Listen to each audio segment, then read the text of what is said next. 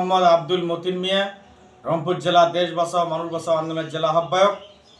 আমি আমার সংগঠনের নেতা কর্মীদের নিয়ে বাংলাদেশের রাজনৈতিক সম্বন্ধে দু একটি কথা বলবো।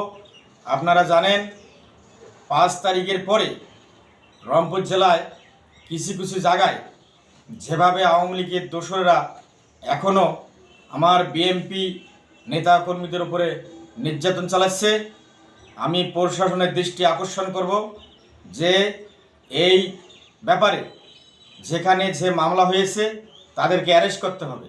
আরেকটি কথা বলবো বিএনপি নেতাকর্মীর উদ্দেশ্যে, আপনারা শুনেছেন বাংলাদেশের মন্ত্রী ইকবাল মাহমুদ টুকু সাহেব বলেছেন যে 16-17 বছরে যেভাবে দেশকে শোষণ করেছেন হাসিনা, তার দলের আওয়ামী লীগের কোনো নেতাকর্মীকে বিএনপিতে নেওয়া যাবে না।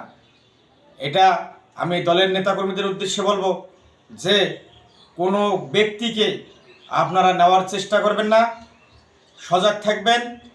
আমি বাংলাদেশ জাতীয়তাবাদী দলের নেতাকর্মীর উদ্দেশ্যে বলবো যে ভবিষ্যতে আওয়ামী লীগের কোনো অবস্থান বাংলার মাটিতে হবে না, এটা আমাদেরকে মনে রাখতে হবে। এই আশা ব্যক্ত করে আমি আমার আলোচনা শেষ করছি।